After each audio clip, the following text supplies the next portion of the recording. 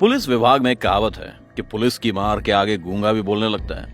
लेकिन कभी कभी ये कहावत फेल हो जाती है और कुछ ढीठ अपराधी पुलिस की अंधी कोशिशों के बाद भी मुंह नहीं खोलते हैं और ऐसी सिचुएशन में पुलिस फिर अलग अलग तरीकों का सहारा लेती है। उन्हीं में से एक है नार्को टेस्ट। हो सकता है आप में से कई लोगों ने फिल्मों और खबरों में इसका नाम पहले भी सुना हो, पर क्या आपको पता है कि क्या होता है और कैसे होता है? अगर नहीं तो बस आज की इस वीडियो को आप लास्ट तक देखना, आपको सब कुछ पता चल जाएगा। चलिए शुरू करते हैं। क्या है नार्को टेस्ट? नार्को टेस्ट एक ऐसा टेस्ट है जो सच छुपा रहे अपराधियों के मुंह से सच उगलवाने के लिए किया जाता है। कुछ अपराधी ऐसे होते हैं जो पुलिस के दबाव में अपने अपराध के बारे में सब कुछ कबूल करते हैं और सच बताते हैं, जबकि कुछ अपराधी किसी भी कीमत पर सच्चाई नहीं बताते।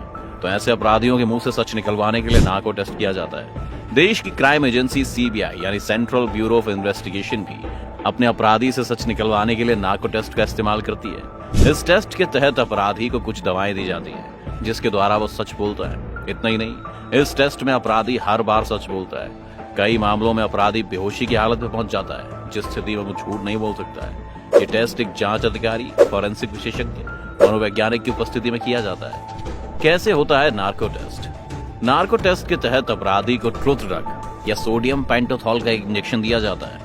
इस दवा के असर में इंसान एक ऐसी अवस्था में पहुंच जाता है जहां वो पूरी बेहोशी की स्थिति में भी नहीं होता और पूरी तरह से होश में भी नहीं होता है। इन दोनों के बीच एक ऐसी अवस्था है जिसमें व्यक्ति ज्यादा बोल नहीं सकता है। साथ ही इन दवाओं के प्रभाव के कारण व्यक्ति कुछ समय के लिए सोचने की क्षमता खो देता है। नार्को टेस्ट के दौरान व्यक्ति को ट्रुथ ड्रग देकर बेहोश कर दिया जाता है और उस व्यक्ति से घटना से संबंधित सवाल पूछा जाता है और एक टेस्ट लिया जाता है।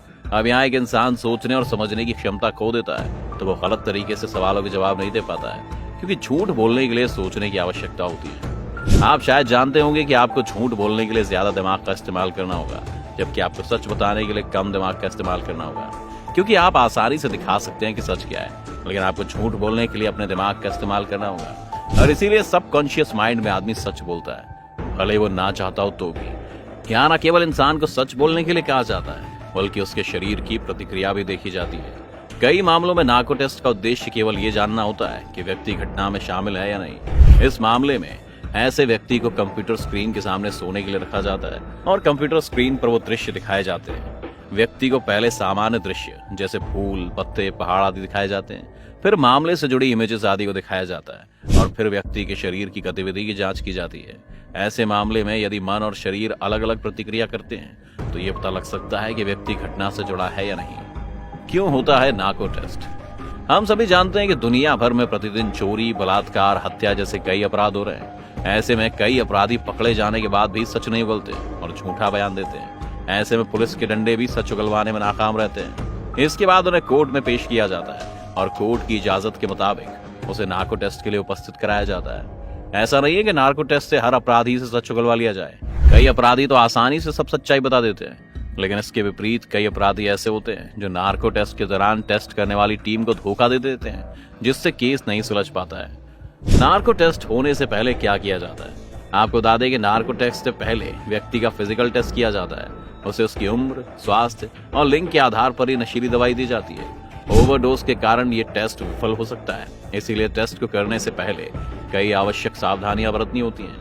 यह अपराधियों या आरोपियों को सच बोलने में मदद करता है और देश की लगभग सभी प्रमुख क्राइम एजेंसीज द्वारा यह टेस्ट किया जाता है। हालांकि कई मामलों के लिए इस टेस्ट के दौरान अधिक मात्रा के कारण व्यक्ति कोमा में जा सकता है और वह बाद में मर भी सकता है। इसी वजह से टेस्ट बहुत सोच विचार के बाद किया जाता है। नार्को टेस्ट के कानूनी प्रावधान, जैसा कि मैंने आपको अभी बताया कि प्रमुख क्राइम एजेंसीज अथवा सीबीआई के द्वारा नार्को टेस्ट कराया जाता है, लेकिन इसके लिए भी कोर्ट से परमिशन लेना जरूरी है। किसी अपराधी को कोर्ट में पेश करने के बाद अदालत यह आदेश देती है कि उस अपराधी का नार्को टेस्ट होगा या नहीं।